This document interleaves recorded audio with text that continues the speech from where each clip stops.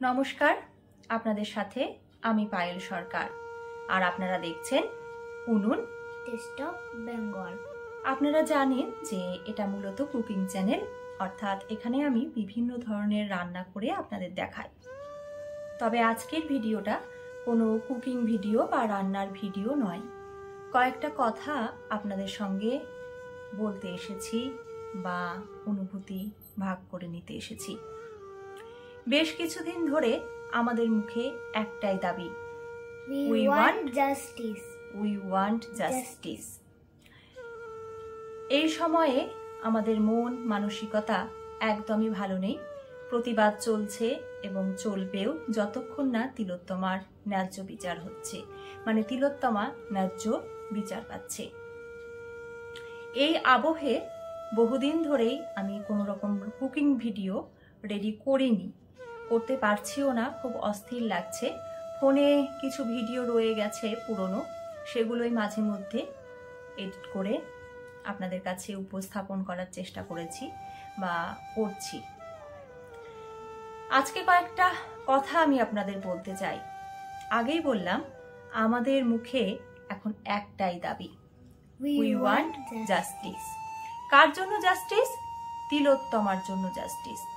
তিলোত্তমা এই শব্দটা শুনলেই আমাদের চোখের সামনে ভেসে উঠত সাজানো গোছানো সুন্দর এক মহানগরীর ছবি। আমি মালদা জেলার মেয়ে, আমার কাছেও তিলোত্তমার এইরকমই একটা রূপ ছিল। তিল তিল করে গড়ে ওঠা স্বপ্নের এক শহর তিলোত্তমা ছিল এবং উঠত। এই দুটো শব্দ প্রয়োগে মুহূর্তের মধ্যে যেন অতীতে চলে গেলাম। বর্তমান থেকে অতীতে পৌঁছে গেছি আমরা। কিন্তু কেন? কারণ এই স্বপ্নের তিলোত্তমাকে আমরা বিধ্বস্ত হতে দেখেছি, তাই আমাদেরও স্বপ্ন ভঙ্গ হয়েছে। পৌরাণিক কাহিনী অনুযায়ী তিলোত্তমা হচ্ছেন স্বর্গের সেই সুন্দরী যাকে সৃষ্টি করা হয়েছিল সৌন্দর্যের প্রত্যেকটা কণা দিয়ে, অর্থাৎ তিল তিল করে যার সৌন্দর্য সৃষ্টি করা হয়েছিল সেই হচ্ছে তিলোত্তমা। এক কথায় তিলোত্তমা হচ্ছে সৌন্দর্যের প্রতীক। শিল্প সাহিত্য তথা সাংস্কৃতিক দিক থেকে এর শহর কিন্তু একদিন তিলোত্তমা হয়ে উঠেছিল। অথচ সেই তিলোত্তমার চোখে আজ রক্ত, সেই তিলোত্তমার বুকে ঘটে গেল নারকীয় বিভৎসতা। জীবনানন্দ দাশ বলেছিলেন, কলকাতা একদিন কল্লোলিনী তিলোত্তমা হবে। কল্লোলিনী অর্থাৎ জলের সেই প্রবাহ যা পর্বত থেকে নির্গত হয়ে একটা নির্দিষ্ট পথ ধরে সমুদ্র কিংবা অন্য কোনো জলপ্রবাহের সাথে মিশে যায় বা পতিত হয়। আজ তিলোত্তমা সত্যিই কল্লোলিনী হয়েছে, মানুষের প্রবাহে কল্লোলিনী হয়েছে। বিচারের দাবিতে শুধু এই নির্দিষ্ট শহর নয়, আমার সারা বাংলা গর্জে উঠেছে। শহর গ্রাম গঞ্জ থেকে এখন একটাই ডাক, জাস্টিস ফর আরজি কর। শুধু আমার বাংলা বলবো না, এই তিলোত্তমা আহত করেছে আমাদের সারা দেশকে, সারা পৃথিবীকে। তাই সারা পৃথিবী আজ কল্লোলিনী হয়েছে।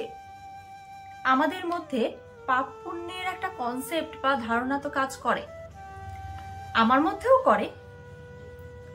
আমি পাপ বলতে বুঝি অন্যের ক্ষতি করা কিংবা অন্যকে বিপদে পড়তে দেখেও চুপ করে থাকা।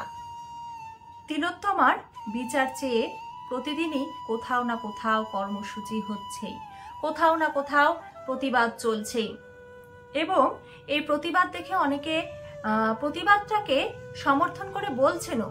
আমি নিজেও দেখেছি, মিছিলে থাকার সময়ই দেখেছি, রাস্তা দিয়ে অনেকেই যাচ্ছেন এবং বলছে ঠিক আছে আপনারা করছেন, ভীষণ ভালো উদ্যোগ, এই বলে তারা হয়তো বাড়ি ফিরে যাচ্ছেন। তাদের জন্য বলছি যে আপনাদের হয়তো মনে হচ্ছে যে প্রতিবাদ হচ্ছে খুব ভালো কথা, কিন্তু আমার বোধহয় এই প্রতিবাদে এই মুহূর্তে সামিল না হলেও চলবে। আবার হয়তো কেউ ভাবছেন আমার মেয়েটা তো নিরাপদে আছে, আমার না গেলেও চলবে। কিন্তু কথায় বলে নিজের ঘরে আগুন না লাগলে টের পাওয়া যায় না আগুন কতটা ভয়ঙ্কর, কিংবা দেওয়ালে পিঠ ঠেকে গেলে আমাদের আর কোনো উপায় থাকে না। আজ দেওয়ালে আমাদের পিঠ ঠেকে গেছে, তাই জেগে উঠুন, জাগতেই হবে। এখন জেগে না উঠলে আপনি যখন নিশ্চিন্তে ঘুমোবেন তখন দেখবেন পাশের বাড়ি থেকে আগুন কখন আপনার বাড়িতে পৌঁছে গেছে। কারণ পাশের বাড়ির আগুন আমার নিজের বাড়িতে আসতে তো সময় নেয় না, নেয় কি? অভয়া আমার, আপনার, সবার ঘরের মেয়ে। আমাদের মতো তারও তো বেঁচে থাকার অধিকার ছিল। এই নৃশংসতার শিকার তাকে কেন হতে হলো? তার মৃত্যুর পরেও তার ন্যায় বিচারের জন্য কি আমরা পথে নামবো না? এরপরেও যদি নিশ্চিন্তে আমরা ঘরে বসে থাকি, তাহলে বিবেকের আয়নার সামনে নিজেদের মানুষ বলে পরিচয় দিতে পারবো তো? আবার কেউ কেউ হয়তো ভাবছেন এসব করে কি আদৌ কিছু হবে? অনেক বড় বড় মাথা, তাদের ধরা কিন্তু খুব মুশকিল। হবে কি হবে না এটা ভেবে চুপ থাকার চেয়ে কিছু করতে তো হবে, কিছু হওয়ানোর জন্য কিছু চেষ্টা তো করতে হবে।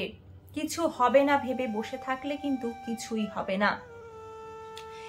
এবং এক্ষেত্রে আবার জীবনানন্দের কথাতেই আশা রেখে বলছি, এই পথে আলো জেলে এই পথেই পৃথিবীর ক্রমমুক্তি হবে। আজ সুভাষ মুখোপাধ্যায়ের ভাবনাকে একটু নিজের মতন করে বলতে ভীষণ ইচ্ছে করছে। তিলোত্তমা জ্বলেছে, অভয়া জ্বলেছে, হুজুর বিচার এবার ঠিক না হলে জ্বলে উঠবে আগুন। আপনারা আমার ভিডিওটা যে যেখান থেকে দেখছেন তাদের বলবো যে আপনারা জানেন, নিশ্চয়ই জানেন যে প্রতিদিনই কোথাও না কোথাও কর্মসূচি হচ্ছে। ডাক্তাররাও তাদের দাবি জানাচ্ছেন দিনের পর দিন, কিন্তু এখনো অভয়া বিচার পায়নি।